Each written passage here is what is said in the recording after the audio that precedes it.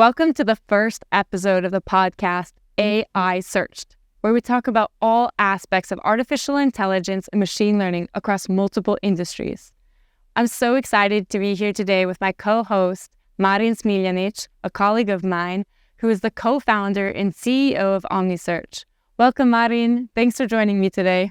Well, thank you very much for having me. Yeah. I'm excited about this. Cool.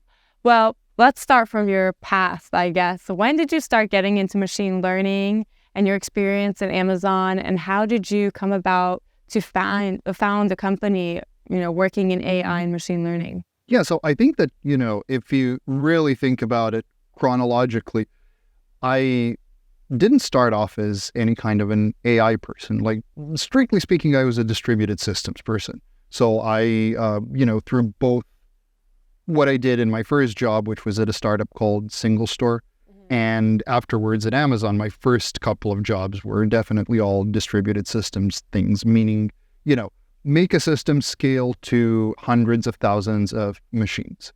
So that was my bread and butter for the earlier part of my career. I guess the turning point sort of where I got more interested in machine learning and, started following it more was when I switched teams at Amazon. So first I was on AWS, and then afterwards I moved to the Alexa team.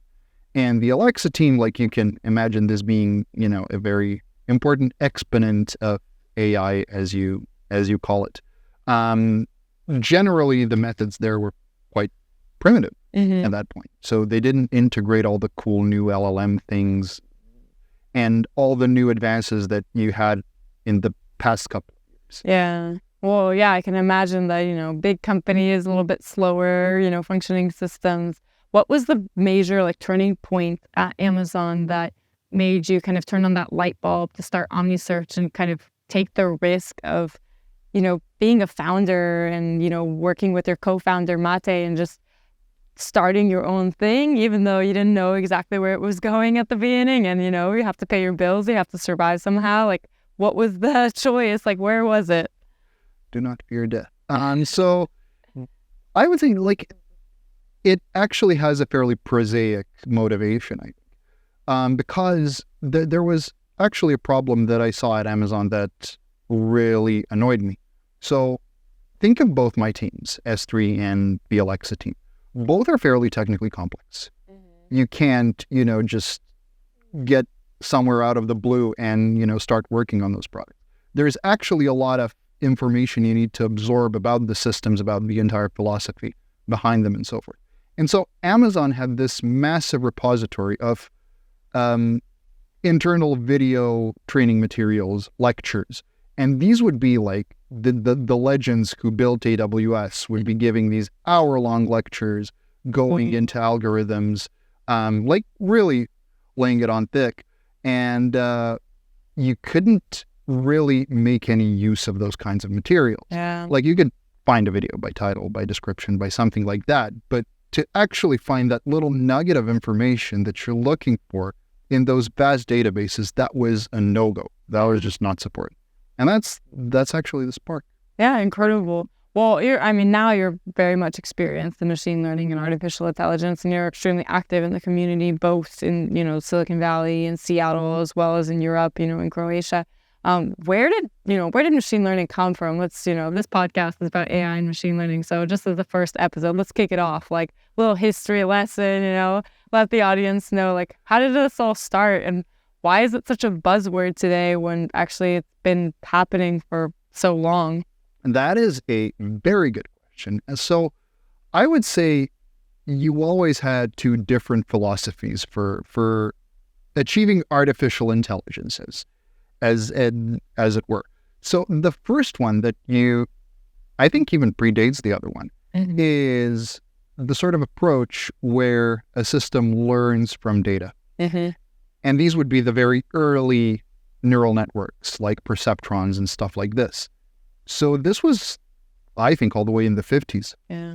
50s even, barely after Alan Turing.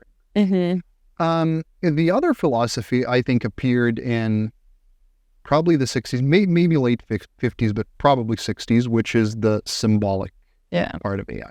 And so what this means is you basically have systems that are fairly rule-based. use logical reasoning. They attempt to sort of codify human knowledge and build systems based off of that.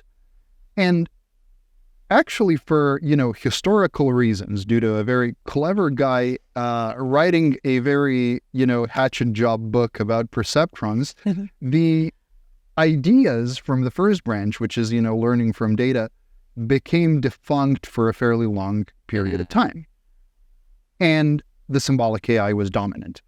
That changed. You always had like a little cabal of people that were working in the background on the, defunct versions and ideas in AI. Yeah. And in fact, I think two things happened in this latest wave of machine learning, deep learning, AI, like whatever you want to call it. One is that the hardware was finally became good enough. Exactly. So, yes. So the humble graphics card actually became an incredibly powerful part of machine learning infrastructure. And so the stuff, even though you had the ideas in the 80s and even before that, you couldn't make them work sufficiently well in the real world.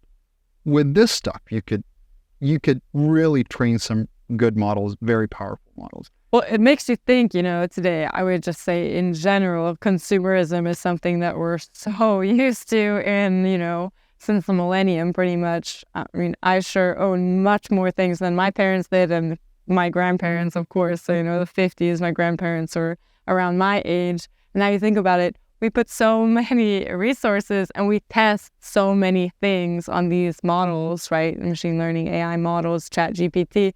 And realistically, not all of it is useful. And it's very interesting to see how back in the day, when we didn't have all this GPU, right, to kind of let this work, they were very limited with their resources and how precise they were versus now, I asked ChatGPT what the weather's going to be like or, some silly little prompts. And what's your feeling on that? How sustainable do you think that is? What are we looking for in the future with that? So I think it's always a matter of, having a really significant technical breakthrough, but then that thing really reaching wide adoption.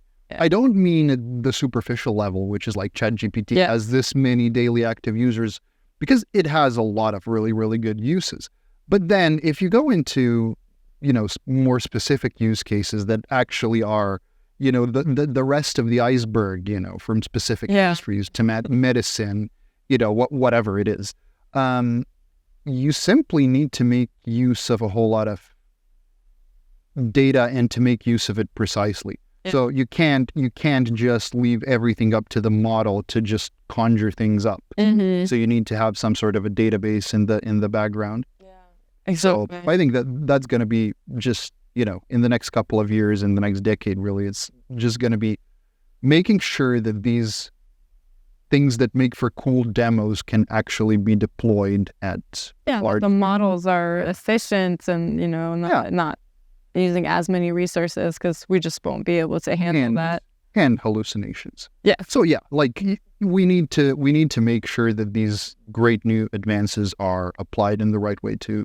Well, Omnisearch, working in multimodal search and just being able to analyze different types of data, is just, taking a huge section here of all the possibilities of what we can do with AI. As you said, in Amazon, there was just so much going on. You weren't even able to filter through what was actually necessary materials. And I think in a lot of industries, we see these problems where you can't exactly pinpoint what you need just because it's just too overwhelming.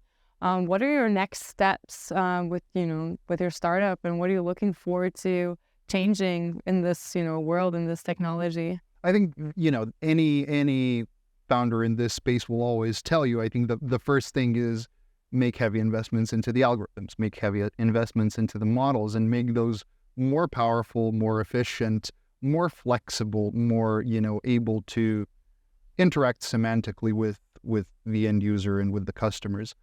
And then the other thing, of course, is just commercialization, in meaning, apart from the education and media industries where we're most active, opening up a couple others and simply growing the business in bringing these benefits of multimodal search to as many people as we can. Yeah. And I mean, for example, Omnisearch is incredible because it has such a technical team. I mean, there's just so many like award-winning like math competitors and incredible, people compromised into this team. And I just think, like, what would you say? Like, what would be your inspiration for somebody working in AI and machine learning? Maybe they don't have as big as a marketing department. Maybe, they're not doing so much for sales and growth, but they have a technical team. Is there hope for these people? Or is AI too strong of a buzzword that, you just kind of hop on the wagon? Or how much is like high quality work, important at this moment? And how do you see that going into the future? It'll end up being very, like the fundamentals will end up being extremely important. Yeah. I think that we're seeing this now, like Mate, our co-founder, and myself, we're just seeing it all over the place where there's people who make nice demos, but they can't follow it through with a proper enterprise use case. And so I think that having the fundamentals nailed down right is gonna be really critical in the next couple of years, and not just, building wrappers for XYZ. Yeah, exactly. I mean, for example, in marketing, like, within 3 months of ChatGPT being open to the general public, we saw, PDFs for sale about ChatGPT prompts, how to use stuff, and just so many people, profiting on very basic things, and, good for them. They Totally jumped on that wagon. So it's going to be very interesting to see more technical teams now who are, let's say, a little bit slower in their development, obviously, because, algorithms are a little bit harder to, create than a marketing PDF. But it's going to be very interesting to see how this, technical side of machine learning grows. You gotta also be careful if you're a technical founder with like a heavily technical team. You gotta focus on the customer. You gotta close the deals. You gotta actually provide support. You can't, try to build castles in the sky that nobody actually needs. So you always got to focus on the customer and on the use case. Yeah, user experience is important. Yeah, making sure it's worth it. Yeah, absolutely. And what is your, favorite thing about? Well, you hop around the world. You've lived in Canada. You lived in the U.S. for a little bit. You've, grown up in Croatia. You've worked in a lot of different places and a lot of different, large name companies, right? What's your kind of favorite thing about kind of being like, let's say, both a polyglot and like a, citizen of the world? That's how I'd say, just like kind of traveling around and seeing life in both places. What's your favorite thing about being in the Silicon Valley versus your favorite thing about being here in Zagreb? I think it keeps you honest in some sense. It makes you not drink the Kool-Aid as much. Usually when you're talking about, somebody being in one ecosystem their entire life. Yeah. It makes you, I think, see things a bit more clearly. Yeah. It makes you compare things, lifestyle versus, business considerations. Yeah. Or it just makes you see clearly some of the, patterns. Patterns. Yeah. So I think it really helps. I would always advise young people that are, wrapping up college or during college to, give it a shot. Yeah, give it a shot, travel, see the world a little bit, work in different places. Yeah. Always a good experience, right? Yeah, incredible. Okay, last question here. That's good. Lots of them. So there's just been so much talk about legislation and privacy in this whole AI and machine learning space. So really interested to hear your opinion of, just kind of like the space race, like how much money can be invested, and also how much is legislation going to kind of slow down the innovative process. What do you think about that? And who do you think is going to come out here stronger? And what is your proposal and idea for that?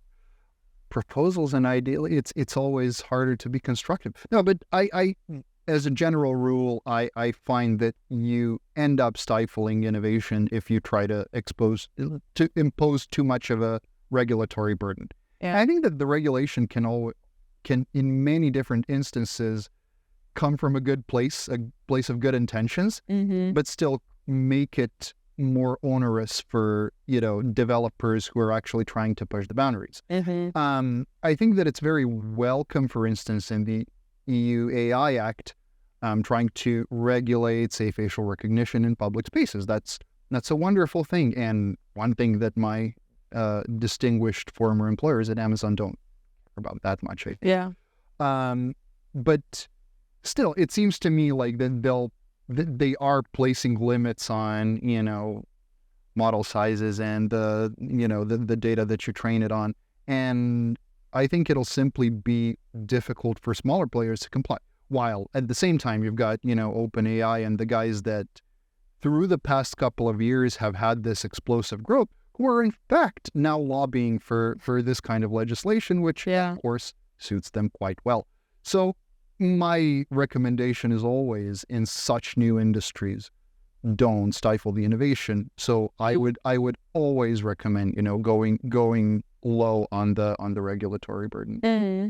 How do you think that these regulations are going to change the public perception of AI? Because right now, as far as we've done some interviews on the street, and it's been very interesting to see how the general public actually reacts to AI, because they kind of either shun it or they love it. They're using ChatGPT, they're creating content, they're making cool pictures of themselves, they're super happy, very like top of the iceberg AI and not really understanding like the deeper algorithms about it.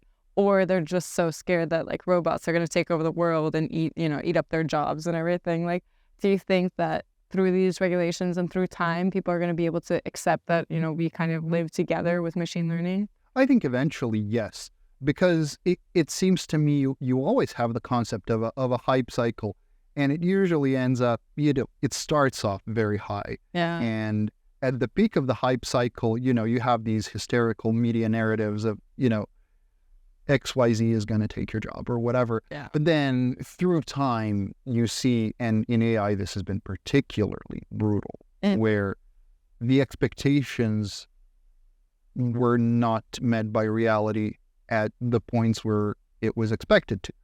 And so you then have a bit of disillusionment, but then eventually it rises to a sustainable point. Yes. So I think that, at the end of the day, people will realize what the benefits are. Mm-hmm. And I think eventually they'll be convinced that, adopting this technology is a good way forward. Exactly. And that it can actually improve your work and improve your life in general. I think this is really some feedback we've been getting from a lot of people, is just having their everyday lives be easier, even if it's for private tasks, not only for business. So yeah. Cool. Well, thank you so much for joining me today. And I'm excited to continue our podcast, you hosting people over in the United States, me hosting people in Europe, and see where this is going to go. You can catch AI Searched on Spotify, on Apple, YouTube, and Google Podcasts. We look forward to connecting with you and hearing from you, and let us know in the comments if you have any questions about AI and machine learning. Thank you.